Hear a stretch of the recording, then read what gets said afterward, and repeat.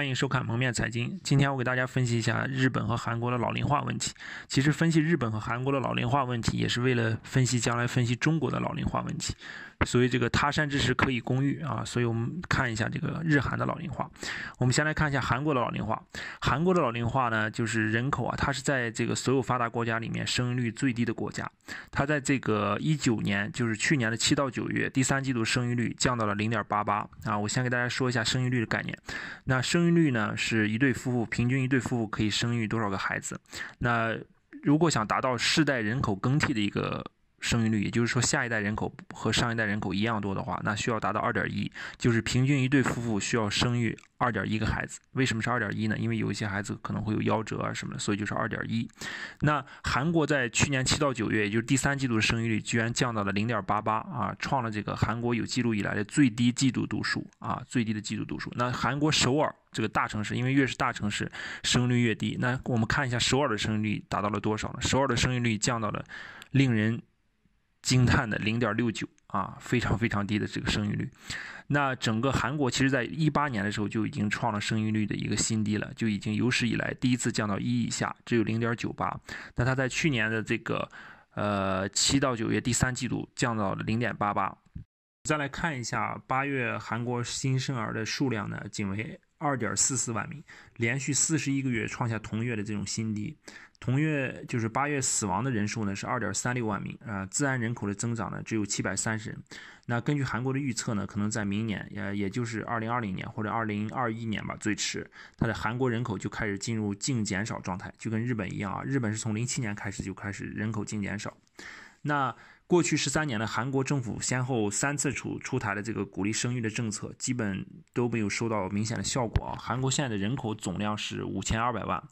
啊，5200万。那刚才讲了总和生育率的这个一个概念，就总和生育率达到 2.1 的话，可以维持一个世代更替。那全球超低生育率的标准呢是 1.3 啊，现在很多的国家的这个都达不到这个 1.3 的这个标准啊，包括中国现在。那我们接下来再看一下日本的这个生育率的一个情况哈。日本的这个生育率呢，也是这个在07、08年啊，应该是在这个08年金融危机前后吧，它进入一个死亡交叉啊。什么叫死亡交叉呢？就是从当年以后呢，死亡人数开始超过了这个出生的人数。那我们再看一下这个图表啊，这个数表，我统计了从2016年到2019年啊，大家可以看一下，出生人口在2016年啊，从 98.1 万一路下滑到2019年的这个 86.4 万啊，每年的出生人口还在下滑。那死亡人口呢，恰好是相反，每年都在增多，从130万一直增多到这个137万，所以这样导致一个净减少人口。日本的这个净减少人口呢，是从2016年的这个32万到2017年的40万，到2018年的43万，到2019年的创纪录的51万啊，每年都在创纪录。其实，那日本呢是老龄化走在比较前面的一个国家，它的平均人口年龄是48岁啊，它的这个70岁以上的人口呢占到20%啊，60岁以上人口占到全国的28%啊，它的这个人口的老龄化程度是非常非常严重的。那从这个人口净减少啊，大家可以看到啊，我这里面又列了一个，就是2007年和1990年日本的这个人口，因为人口结构变化而导致这个消费的一个变化啊，从中可以看到，因为人口这个东西，人口这个它既是一个生产力的一个提供者，同时它也是一个需求端的一个需求者啊，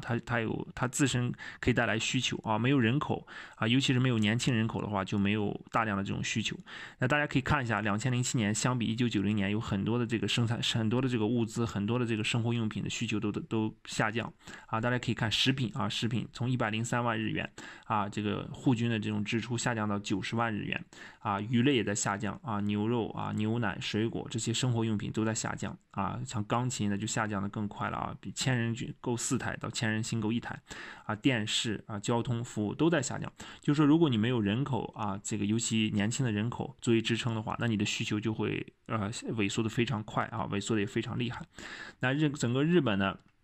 是非常一个好的一个人口啊，这个包括韩国日韩啊，是一个非常好的这个观察这个人口结构老化以后对整个产业的变迁，对整个这个消费的影响的一个好的一个案例和窗口。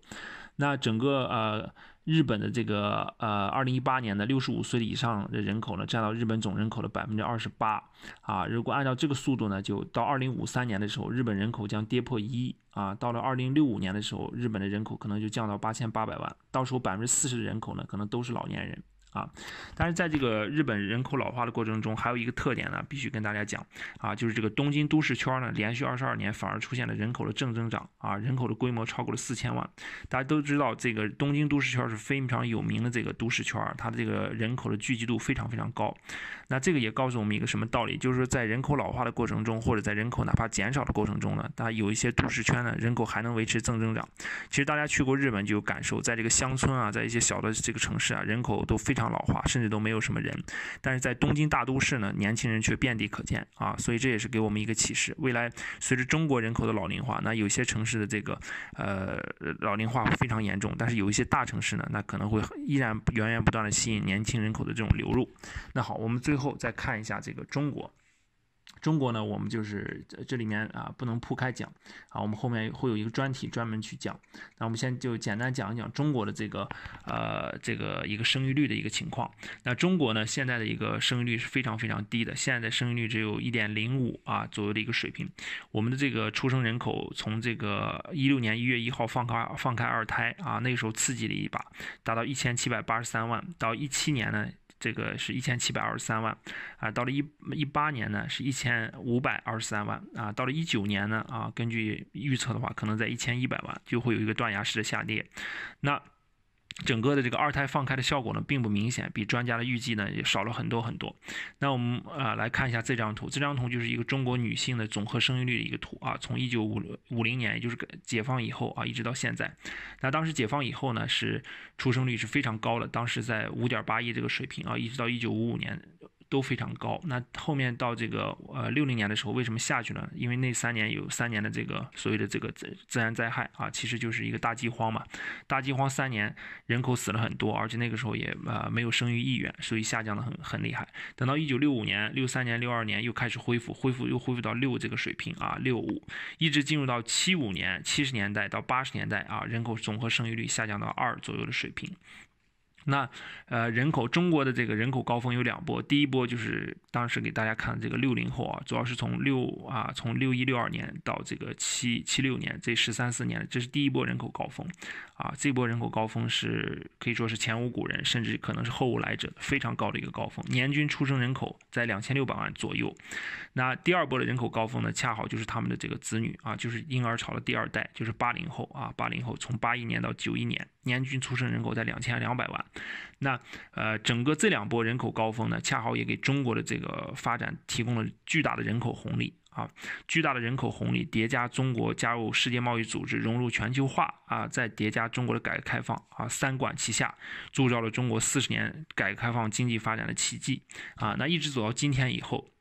我们也可以看到这个人口生育率啊，总和生育率已经降到1.05左右啊，非常非常低。那日本和韩国给我们也做了一个启示啊，我们未来的人口结构的发展啊，大概率逃不出他们的这种规律，可能也是非常老化的一个结构。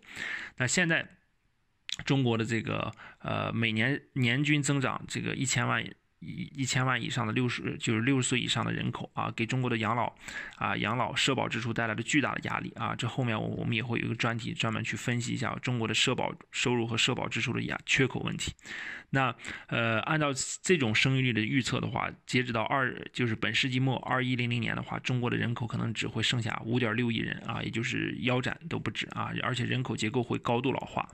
那大家不要忘了，就是这个人口的这种老化，它如果就是你的这个生育率总和生育率不能提升到2.1左右啊，那你这个老龄化是迟迟得不到缓解的啊！不要有一个错误的印象，觉得这个老人去世以后呢，只要一批老人，婴儿潮的老人去世以后，人口结构自然就健康了啊！其实不是的，因为你每一代的下一代的人口都比上一代的人口少一半，那就算是你上一代的人口啊离开了，那下一代的人口啊，它依然是这个占这个总人口的比例依然是非常高的，你这个老龄化的程度迟迟是得不到缓解的。只有当总和生育率把它提升到2.1以上啊，你的人口结构才能慢慢的走向健康，走向这个世代更替的这种水平啊。好，今天就是给大家简单分析一下这个日韩的这个人口结构啊，主要是这个因为可以借鉴啊，所以他山之石可以攻玉，所以我们看了一下这个日韩的这个人口